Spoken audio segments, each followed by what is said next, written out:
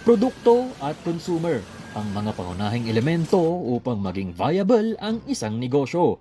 Ngunit, hindi ito makakapag-operate kung wala ang business permit. Ayon sa Permits and Licensing Office Division, umabot na sa 21,685 business permit ang na-issue sa lungsod at inaasahang malalampasan ng naitalang datos noong nakaraang taon. Kung titingnan natin yung data, as of June 2024, we already surpassed yung collection natin as of December 2023. Kung susumahin, aabot na sa humigit kumulang 335 million ang nakokolektang buwis ng licensing office. Isa sa mga nakikitang rason ng pagtaas ng na-issue'ng business permit ay ang pag-grant ng temporary business permit sa mga negosyante.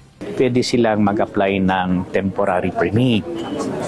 So, yon ang pina-process namin ngayon.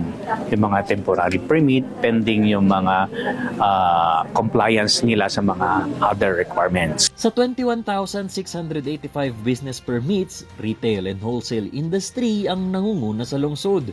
Sinusundan nito ng accommodation and food services at pangatlo naman ang real estate activities. Samantala, patuloy pa rin ang isinasagawang inspeksyon ng licensing office sa mga establishmento upang mabigyan ng notice of violation o order for closure ang mga non-compliant establishment.